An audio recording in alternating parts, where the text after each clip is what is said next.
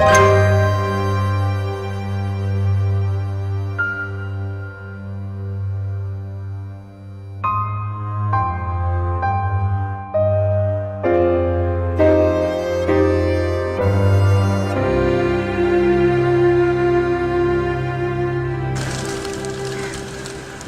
ही पास इनके अभी बस कुछ मुट्ठी भर आसमां, पर कभी तो होगा इनका खुद से सामना। जरूरत नहीं है इनको किसी की भी सहानुभूति की, जरूरी है हमें इनके हुनर को पहचानने की। तुझे चाहा रब से भी ज्यादा, फिर भी ना तुझे पा सके, रहे तेरे दिल में मगर तेरी धड़कन तक ना जा सके, जोड़ के भी टूटी रही इश्क दी डोर वे, किसको सुनाए जाके टूटे दिल का शोर वे, माही वे। दुनिया में आज भी कुछ लोग इन्हें विकलांग मानते हैं, परंतु ये विकलांग नहीं दिव्यांग हैं।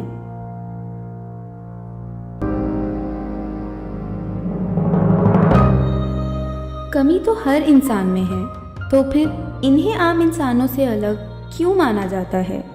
सिर्फ इसलिए क्योंकि इनमें सामान्य बच्चों की तरह सोचने समझने अथवा शारीरिक कार्य करने की क्षमता कुछ कम है।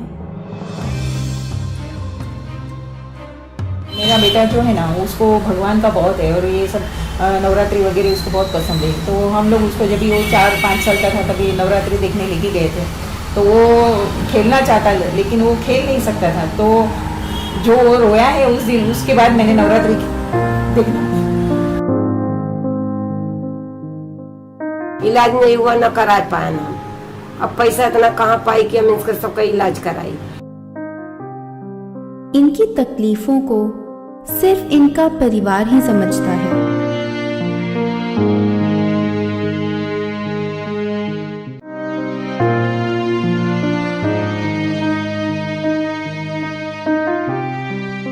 अक्सर देखा जाता है कि समाज तो सिर्फ मूक दर्शक बनकर खड़ा रहता है, जिस कारण कई बच्चों में जीने की इच्छा कम हो जाती है। और यही नहीं, बोझ व अयोग्य समझकर इनके हुनर को बाहर निकलने से पहले ही अंदर दबा दिया जाता है। दुनिया में आने का हक तो हर बच्चे को है, तो फिर ऐसे बच्चों को भी जन्म देना चाहिए। बच्चों को भी तकलीफ है, माँ बाप को भी तकलीफ होती है, इसके लिए नहीं आना चाहिए। ऑफ कोर्स आना चाहिए, because they also deserve life. जब तक माँ बाप हैं तब तक वो उनकी हेल्प करेंगे, राइट? फिर उसके बाद कौन करेगा उनकी हेल्प? आना चाहिए, उनको भी पूरा हक है।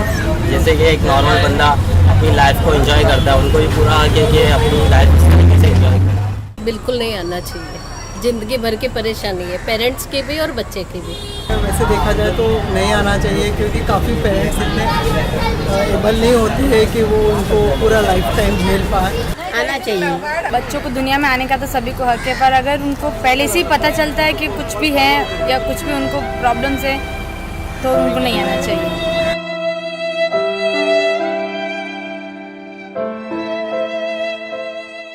वर्तमान में कुछ सामाजिक संस्थाएं जैसे पोजेट foundation, Santosh institute for medically challenged एवं समर्थनम ट्रस्ट हैं, जिनके द्वारा दिव्यांग बच्चों के हित में उठाए गए कदम बहुत सराहनीय हैं।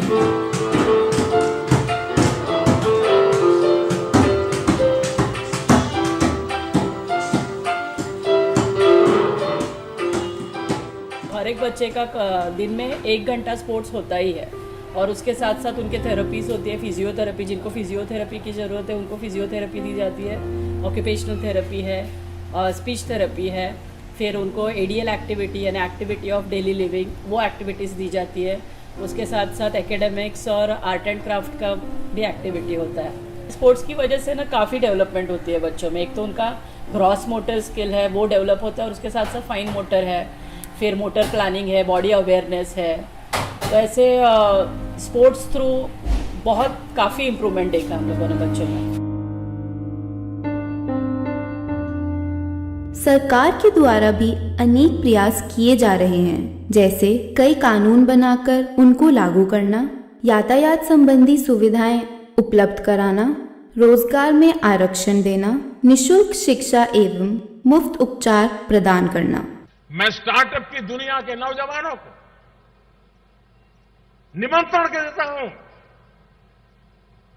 कि आप दिव्यांगजनों के लिए इस प्रकार की चीजें बनाने के लिए प्रयोग लेकर के आइए। सरकार जितनी मदद कर सकती है उतनी मदद करने का भरपूर प्रयास करेगी, ताकि दिव्यांगजनों की जिंदगी में बदल लाने में ये नए आविष्कार काम आ सके। लेकिन क्या सभी को इनका लाभ मिल रहा है और क्या ये सुविधाएं काफी हैं? दुनिया में कुछ ऐसे जाने माने चेहरे हैं जो दिव्यांग होने के बावजूद अपनी कमियों को अपनाते हुए सफलता के शिखर तक पहुंचे हैं। इनमें से एक लुडविग वैन बेथवन हैं, जिनमें सुनने की क्षमता न होने के बावजूद वह एक विश्व प्रसिद्ध संगीतकार हैं, और इन्हीं में से एक मैत्री शाह भी हैं, जो कि व्हीलचेयर पर मुंबई यूनिवर्सिटी से इंजीनियरिंग करने वाली पहली शख्स हैं। You cannot run a startup company along with doing your master's studies, but she's managed to do both. She's pursuing online masters from Georgia Tech University in USA, as well as running a startup. I want to place at least 100 people. That is my near future aim.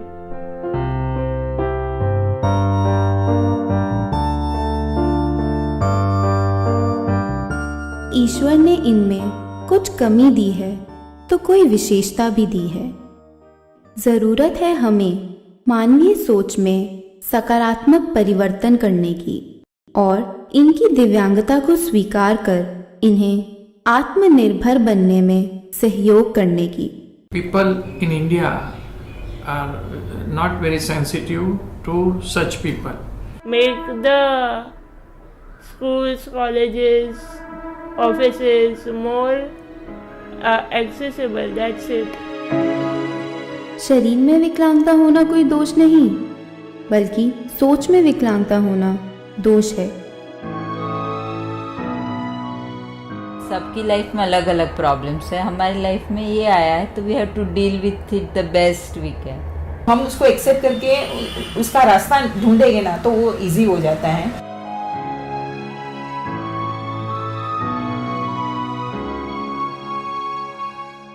इनकी आंखों में बसी नमी को मुस्कुराहट में बदलना है। दिल में जो भी है ख्वाब उसमें रंग आसमानी भरना है। हो भले ही पास इनके अभी बस कुछ मुट्ठी भर आसमां, पर कभी तो होगा इनका खुद से सामना।